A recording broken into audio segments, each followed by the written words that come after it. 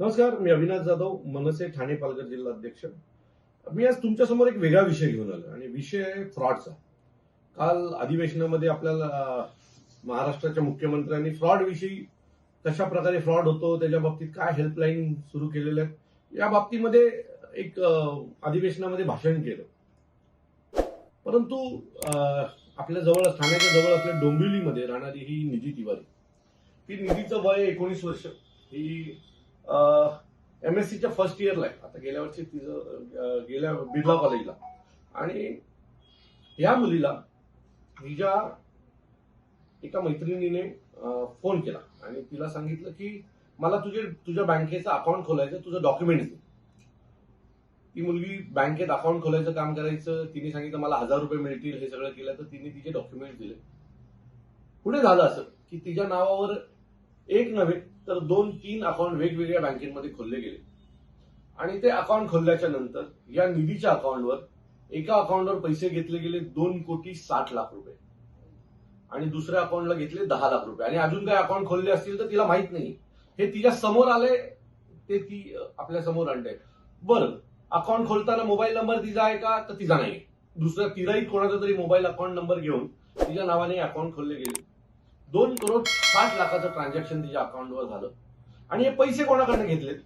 तर हे पैसे घेतलेले आहेत, मला वाटतं की महाराष्ट्र सोडून उर्वरित भागात उत्तराखंडातल्या विविध भागांमधनं लोकांना फसवणूक करून, विविध खोटे आमिष दाखवून, भूलथापा मारून, कोणीतरी जेलला आहे असं दाखवून या सगळ्यांकडनं 2,60,00,000 रुपये हिच्या अकाउंटला घेण्यात आले. आता ही अमाऊंट खूप मोठी असणार आहे. ही 2,60,70,00,000ची अमाऊंट ही हिच्या एकीच्या अकाउंटमध्ये आता आम्हाला दिसते. आणि मला वाटतं 2,60,00,000 रुपये घेतल्याच्या नंतर आता हा माणूस भेटला का, की हे अकाउंट कोणी खोलले होते, ऑपरेट कोणी केले होते? तो हो, हा माणूस देखील सापडला. हा उल्हासनगर मधला एक माणूस आहे. आणि ह्या माणसाने हे सगळे जे झोल आहेत ते या माणसाने केलेले आहेत. ही मुलगी पोलीस स्टेशनला गेली. रितसर पोलिसांना याच्या बाबतीत तक्रार दिली की माझ्या अकाउंटला एवढ्या एवढ्या कोटीचे पैसे आलेले आहेत, माझी ती परिस्थिती नाहीये, हे अकाउंट कसे खोलले गेले हे मला माहित नाही. तिने सगळी तिच्याकडे जी माहिती होती ती डोंबिवलीच्या रामनगर पोलीस स्टेशनला डोंबिवलीच्या ही सगळी माहिती दिली. आता ही मुलगी तक्रार दिल्याच्या नंतर मागच्या 1 महिना झाला पोलीस स्टेशनला राहून मारते. 3 महिने झाले पोलीस स्टेशनला राहून मारते. त्या माणसावर कुठल्याच प्रकारची कारवाई होत नाहीये. म्हणजे एक मुलगी तिच्या बरोबर झालेला फ्रॉड हा जर समोर आणत असेल, पोलीस स्टेशनला समोरून जाऊन तक्रार देत असेल, प्रूफ देत असेल, माझ्या अकाउंटला हे एवढे एवढे पैसे, तिने स्वतः अनेक बँकांमध्ये जाऊन त्या स्टेटमेंट काढल्या आहेत आणि ते सगळं दिल्याच्या नंतर आता तिला पोलीस सांगतायत ते कंप्लेंटर नाहीये. कंप्लेंटरची गरज आहे. ही मुलगी सांगते माझ्या अकाउंटला खोटे पैसे आलेले आहेत आणि त्याच्यानंतर तुम्हाला जर कंप्लेंटर लागत असेल तर मला असं वाटतं मग कोण येणार आहे पुढे? मग मुख्यमंत्र्यांनी मोठी मोठी भाषणं का करावीत अधिवेशनामध्ये? माझं मत आहे या मुलीला न्याय मिळाला पाहिजे. तिच्या अकाउंटला आता उद्या जर काही कंप्लेंट झाली तर ही जेलला जाणार आहे. त्यावेळेला हे पोलीस तिच्या बाजूला उभे राहणार नाहीयेत. मला वाटतं याची खोलवर तपासणी केली पाहिजे. उत्तराखंडामधल्या ज्या नागरिकाची फसवणूक झाली आहे ना, तो माणूस देखील भारतीय आहे. त्याचाही अधिकार आहे. उलट महाराष्ट्र पोलिसांनी यात पुढाकार घेऊन एक खूप मोठा रॅकेट ओपन केला पाहिजे. म्हणजे आरोपी माहिती आहे का? तर आरोपी माहिती आहे. म्हणजे या मुलीला त्या आरोपीचं नाव माहिती आहे. काय नाव आहे त्याचं? जय शकला नावाचा एक व्यक्ती आहे. त्यांनी हा सगळा फ्रॉड केलाय. त्याला पोलिसांनी बोलवलं देखील पोलीस स्टेशनला. पण त्याच्यावर कुठल्याच प्रकारची एवढ्या मोठ्या फ्रॉड नंतर कारवाई होत नाही, चौकशी होत नाही. खरं तर हा मॅटर CID वगैरेकडे दिला पाहिजे की एवढे पैसे तुम्ही फ्रॉड करून आणता कसे एका मुलीच्या अकाउंटला 20 वर्षाच्या? अशा कितीतरी मुली असतील, कितीतरी कॉलेजची मुलं असतील त्यांच्या नावाने अकाउंट ओपन केले गेले असतील आणि त्यांच्या नावावर एवढ्या मोठ्या प्रमाणात पैसे घेतले गेले असतील. जर पोलीसच हिला मदत करत नसणार तर करायचं काय? मला वाटतं महाराष्ट्राचं अधिवेशन सुरू आहे आणि अधिवेशनातला अतिशय महत्वाचा चर्चेचा विषय हा. मी माझ्या अनेक जे आमदार मित्र आहेत त्यांना देखील आज पत्र पाठवतोय आणि हा विषय चर्चेत घ्यावा अशी मी त्यांना मागणी करतोय. पण मला असं वाटतंय की या विषयात खूप मोठा झालमोल आहे.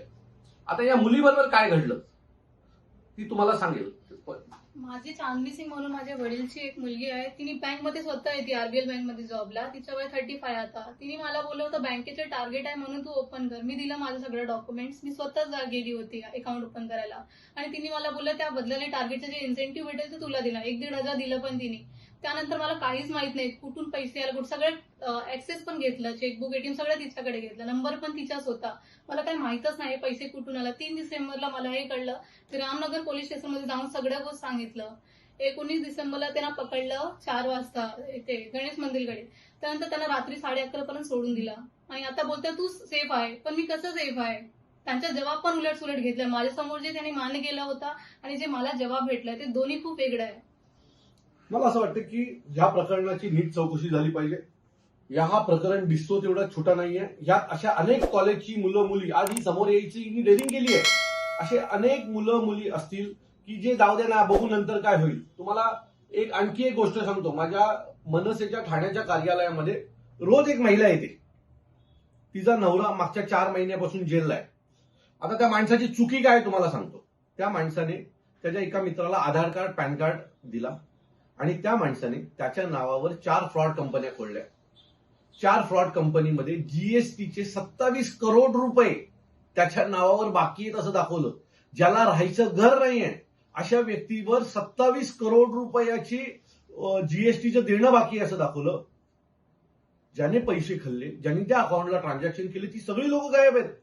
पण हा गरीब ज्याला स्वतःचं घर नाही, ज्याला 10,000 रुपये पगारावर त्याच ठिकाणी काम करायचं, तो माणूस आज जेलला आहे 4 महिन्यापासून. उद्या या मुलीबरोबर पण तेच होईल. अनेक मुलांबरोबर तेच होईल. माझी महाराष्ट्राच्या मुख्यमंत्र्यांना विनंती आहे की या प्रकरणाची चौकशी झाली पाहिजे. ज्या अधिकाऱ्यांनी यात निष्काळजीपणा केला, यात व्यवहारही झाले, तुम्ही ज्या अधिकाऱ्यांनी यात निष्काळजीपणा केलेला आहे त्या सर्व अधिकाऱ्यांना तात्काळ सस्पेंड केला गेला पाहिजे अशी आमची मागणी आहे. नाही तर या मुलीला घेऊन मी उपोषणाला बसीन, एवढं नक्की. धन्यवाद.